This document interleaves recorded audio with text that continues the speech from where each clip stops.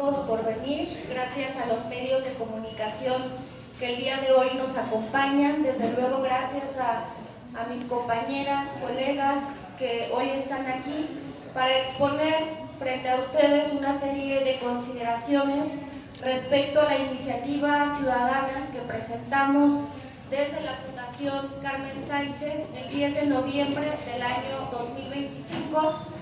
Compartirles que la Fundación Carmen Sánchez es una organización de la sociedad civil que surge en el 2021 para acompañar integralmente a mujeres sobrevivientes de violencia ácida y química en el país. Es hasta el momento la primera y la única organización especializada en la materia.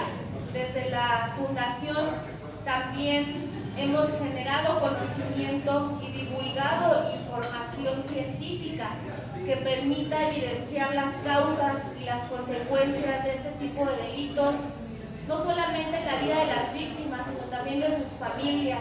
Recordemos que las hijas y los hijos de ellas, las mamás, los papás, también resienten las consecuencias y efectos de este tipo de delito.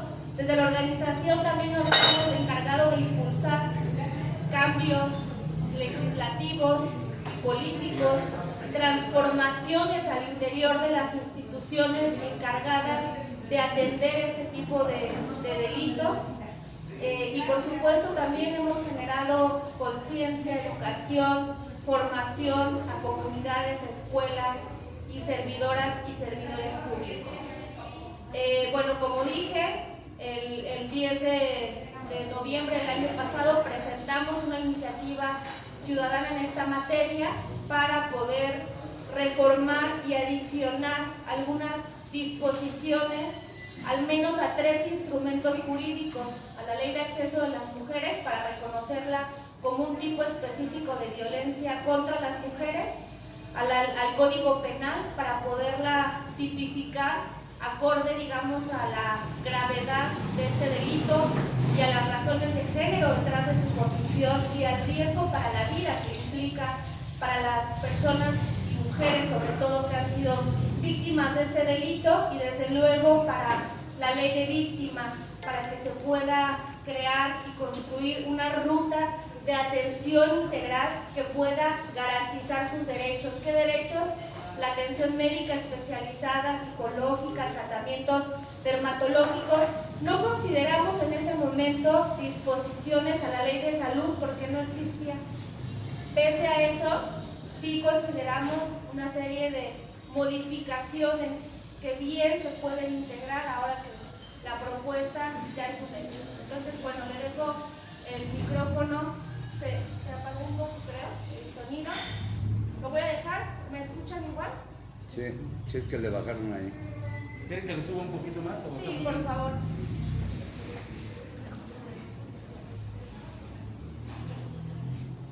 Bueno, le baja el micrófono a mi compañera Carmen Sánchez. Muchas gracias. Quedó igual.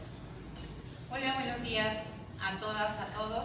Muchas gracias por acudir a esta rueda de prensa. Para nosotras es muy importante poder visibilizar y también denunciar esto que estamos el día de hoy enfrentando las sobrevivientes.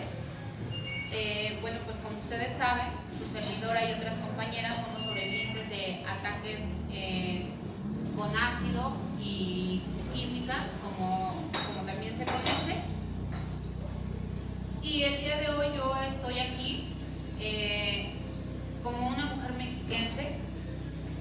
No solo estoy como una víctima de manera individual, sino estoy aquí también como la presidenta de la Fundación Carmen Sánchez, que es la primera y única fundación en México que acompaña a mujeres sobrevivientes de este tipo de violencia. También estoy como víctima de un delito por el cual ese delito ya fue sentenciado y que dejamos una sentencia histórica en México y América Latina, porque fue la primera sentencia que se castiga por un ataque con ácido aquí en el Estado de México. Pero también soy víctima de una violación a mis derechos humanos, que está en la recomendación 85-2019. Muchas gracias por acompañarnos, diputada Adeli. Esta recomendación está reconocida en la recomendación 85-2019 de la Comisión Nacional de Derechos Humanos y también es la primera recomendación en su tipo en el país. Esta recomendación fue reconocida por el fiscal Alejandro Gómez Sánchez, actual fiscal que teníamos en ese momento, y la reconoció en una rueda de prensa. Soy también activista y representante de la organización que lleva mi nombre, que como lo mencioné es la primera en México especializada en violencia ácida y química. Derivado de este tipo de agresiones que hemos sufrido, tomamos la iniciativa de organizarnos colectivamente para visibilizar este tipo de violencia que lamentablemente no se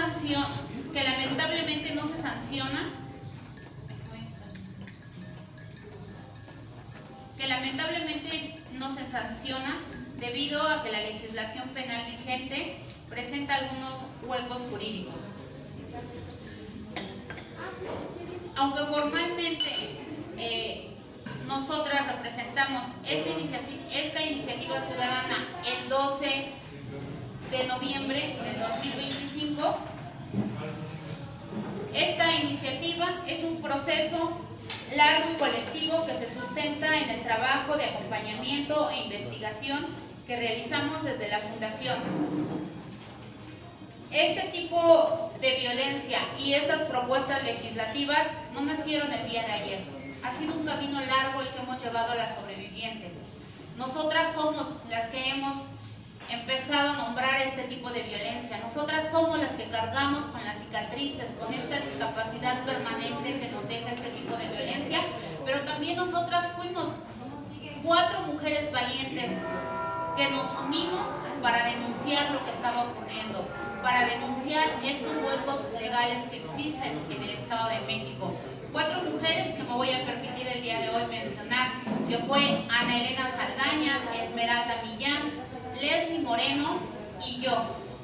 Nosotras hemos dejado un precedente muy importante en el país. Esto no es nuevo. Esto lleva ocurriendo muchos años, pero también son varios años los que nosotras llevamos trabajando. Este tipo de agresiones es una de las formas de violencia contra las mujeres más extremas y crueles que existen en México y a nivel mundial. Las consecuencias que sufrimos las mujeres derivadas de estos ataques nos generan cambios fatales en el desarrollo de nuestras vidas. Desde el 2021, la Fundación Carmen Sánchez ha acuñado el término de violencia química, que es un término más amplio e inclusivo que el de violencia ácida. Como se establece en la exposición de motivos de la iniciativa ciudadana antes citada, el concepto de violencia ácida es una traducción del inglés al castellano, Acid Violence, realizado por Citlali Vizcaya, abogada y colaboradora también de la Fundación. Para que se den una idea, para que ustedes se puedan dar una idea, se calcula bajo una investigación que se realizó a cargo de la maestra Jimena Reyes Canseco, que es colaboradora de la Fundación, y que también es importante mencionar que la investigación que hay sobre este tipo de violencia aquí en México es realizado desde la Fundación que estamos representando y que está a cargo de la maestra Jimena Reyes. Ella encontró que existen más de 125,000 sustancias químicas peligrosas, de las cuales por lo menos 25,000 son capaces de producir quemaduras cutáneas, oculares o mucosas al entrar en contacto con el cuerpo humano. Bajo este contexto, y como lo he mencionado, hoy se les hizo esta iniciativa para informar a los medios de comunicación el estatus de la iniciativa ciudadana que presentamos el año pasado. Esta iniciativa plantea, como ya lo dijo Jimena, reformar y adicionar diversas disposiciones disposiciones de la Ley de Acceso de las Mujeres a una Vida Libre de Violencia del Estado de México, al Código Penal del Estado de México y a la Ley de Víctimas en materia de violencia química. Recientemente, la Comisión para la Igualdad de Género de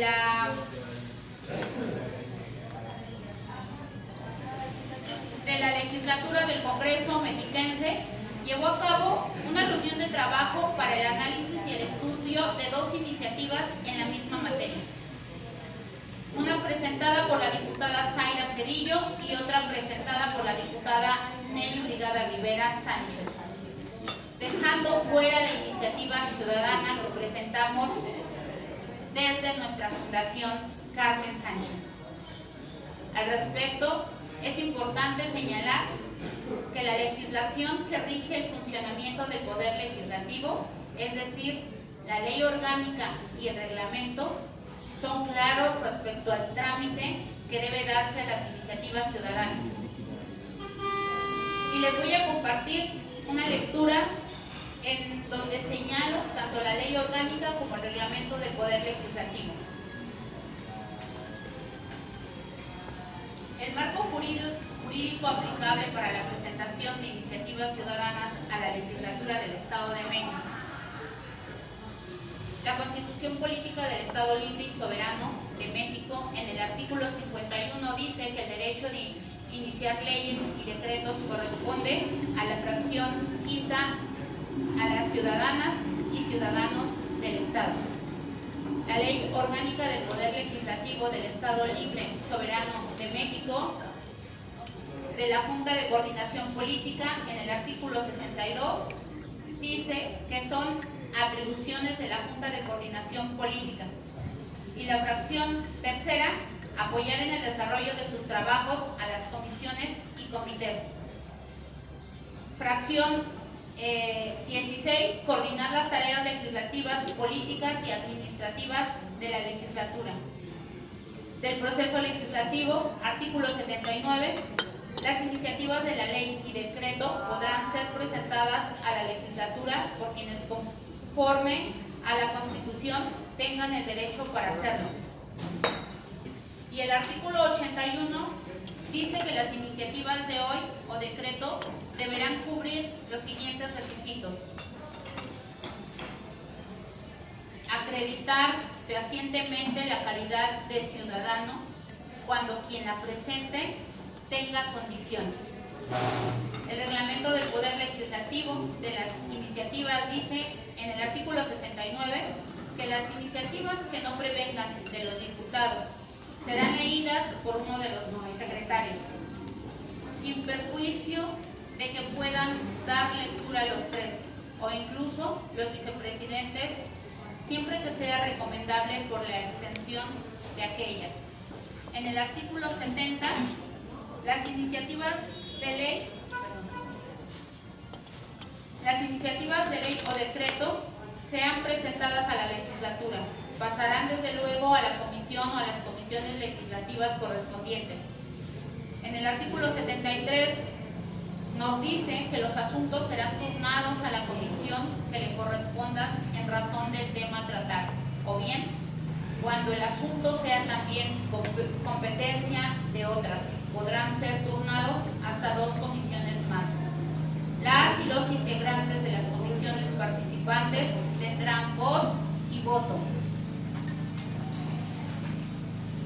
Y dicho lo anterior, nuestra presente tiene como finalidad solicitar a quienes integran la Junta de Coordinación Política del órgano legislativo, que es el órgano máximo de dirección y conducción de los trabajos parlamentarios, que también sea considerada la iniciativa ciudadana que presentamos desde la Fundación Carmen Sánchez, en la que acompañamos a sobrevivientes mexiquenses en este proceso de análisis y discusión, toda vez que nosotras somos quienes hemos sido víctimas y sobrevivientes directas de este tipo de violencia.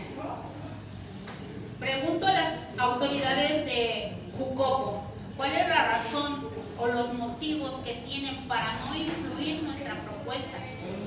¿Acaso ha enviado esta iniciativa ciudadana a la congeladora. Pareciera que es tal como ocurrió con la iniciativa ciudadana para crear una ley de salud y que todos sabemos quién presentó esa iniciativa. ¿Acaso las iniciativas ciudadanas no son importantes en un gobierno que ha señalado en múltiples ocasiones que primero es el pueblo? Compañeras y compañeros de los medios de comunicación, por este medio hago un atento y respetuoso llamado a las autoridades de gobierno, al Congreso del Estado de México, a que no seamos ignoradas y que en la próxima sesión y antes de que concluya este periodo ordinario de sesiones, se liste nuestra iniciativa en el orden del día correspondiente para que se incluya en el proceso legislativo y se analice de manera conjunta con las otras dos iniciativas, que por cierto, estas sí fueron turnadas a comisiones para su análisis, pero la nuestra no. Con profunda tristeza vemos cómo estamos siendo ignoradas, estamos trascendiendo a otro plano legislativo, estamos trascendiendo a la no visibilidad. No queremos ser ahora víctimas de violencia institucional, porque las sobrevivientes ya lo fuimos y lo seguimos siendo. Y no queremos ser ignoradas. Es claro que estamos en presencia de una omisión legislativa, pero lo importante es que aún es tiempo para corregir esa omisión. Si bien las instituciones trascienden a las personas, son las mismas personas quienes con sus proyectos y con la suma de esfuerzos enriquecen el trabajo legislativo y el diseño de las políticas públicas. Por lo anterior, reitero en términos de la legislación aplicable, solicitamos atentamente que se turne a comisiones nuestra iniciativa y se avance en el desarrollo del proceso legislativo correspondiente. No queremos vernos marginadas ante una petición apegada a derecho. No se debe violentar el derecho a participar en la Casa del Pueblo. Muchas gracias.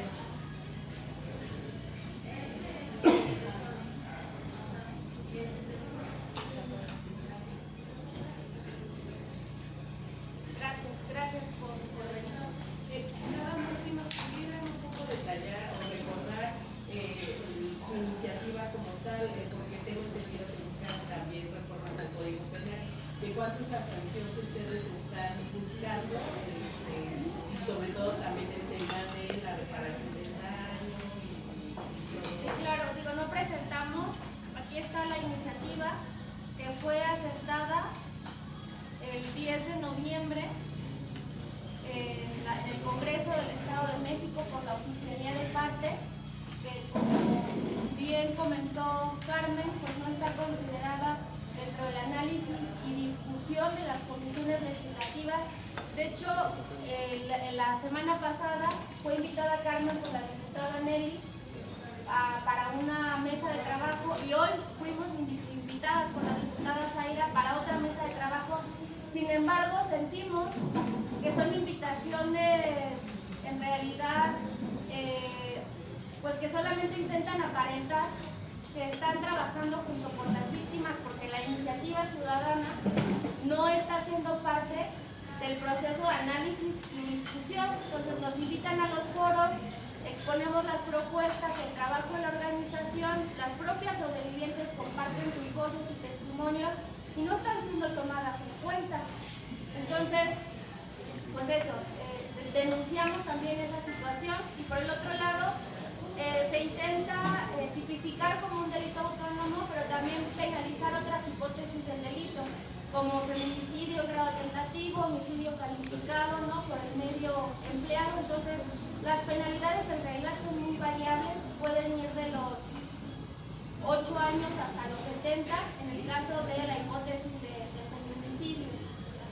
Por supuesto que se toma en cuenta la reparación integral del daño a las sobrevivientes, por eso es que se está proponiendo adiciones y modificaciones a otros instrumentos jurídicos como es la ley de víctimas.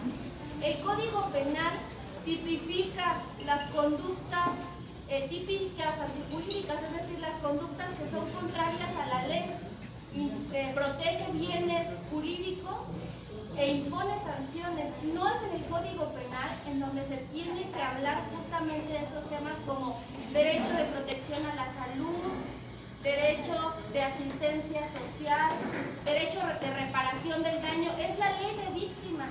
La ley de víctimas establece las medidas de reparación del daño en el caso de ser víctima de un delito o de una violación a derechos humanos. Y hay varios componentes dentro de la reparación integral del daño. En el caso específico de ese tipo de violencia, es un delito muy grave que deja afectaciones en todos los ámbitos de su vida, en el aspecto físico, psicoemocional, social, familiar, incluso laboral. Y las víctimas han denunciado en múltiples ocasiones, y también nosotras lo hemos evidenciado en el proceso de investigación dentro de la organización, que se enfrentan a múltiples obstáculos y dificultades en el acceso a la justicia, de la protección de la salud y la reparación integral del daño. Entonces, pues parte también de las propuestas, como dije, pues es que puedan tener acceso a atención médica especializada, a diagnósticos y tratamientos oportunos, que el sector de salud pública pueda contemplar la gratuidad de cualquier tipo de atención, insumos y material quirúrgico que hasta el momento no está contemplado dentro de la ley de víctimas. Por eso es que muchas veces cuando ellas han solicitado la asistencia y los tratamientos médicos, se les niegan. Y en la ley de salud, pues la ley de salud es quien reglamenta el derecho de protección a la salud, el cual debe ser amplio, debe ser gratuito, ininterrumpido y continuo. Tampoco en la ley de salud de otros estados se contempla, por ejemplo, el derecho a que puedan recibir tratamientos dermatológicos. Los procedimientos de dermatología son muy costosos en las sobrevivientes, pueden ir desde 200, 300 mil pesos hasta más de 1 millón de puros tratamientos dermatológicos. Carmen compartió que, bueno, más bien Carmen se va a someter este 28 a su cirugía número 69. El proceso de reconstrucción es muy desafiante, muy retador y muy costoso. Entonces, eso es lo que hacemos, un reconocimiento como un tipo de violencia contra las mujeres por razón de género, grave y extremo, tipificación variable dentro del Código Penal de acuerdo a las características, porque como hemos dicho, es violencia química. Hay más de 100.000 sustancias químicas capaces de causar afectaciones al entrar en contacto con el cuerpo humano. Entonces, dependiendo de esas características, pues son también las sanciones aplicables, la relación entre la víctima y el agresor. O sea, tiene que tener un enfoque no solamente de género, sino un enfoque diferenciado en donde se pueda sancionar la conducta dependiendo pues la edad de las víctimas, ¿no? La condición étnica, la condición de salud, etcétera. Y bueno, obviamente poder construir también una base de datos, porque no existen datos ni cifras oficiales hasta el momento que puedan ser documentadas. Una también de las diferencias respecto a otras iniciativas es que proponemos que el delito se pueda perseguir de oficio y no de querella, que por ejemplo las fiscalías puedan considerar los peritajes especializados que necesitan las sobrevivientes, peritajes en química, en antropología, en trabajo social, que muchas veces no se proporcionan por parte de la fiscalía, terapia psicológica especializada en trauma complejo, en fin, una serie de medidas y disposiciones que puedan atender la complejidad, gravedad de este delito y que las propias sobrevivientes lo han denunciado, lo han compartido con mucho dolor y con sus propias voces y testimonios. Eso es lo que estamos diciendo. No están considerando, la ley de salud, no están considerando la propuesta, y lo que pedimos justo es que esta iniciativa de ley, ¿no?, se pueda turnar a estudio y que se incluya dentro de estas discusiones que se están haciendo, ¿no? Porque nos están convocando para participar, pero no la están tomando en cuenta. En realidad es una pantomima, ¿no?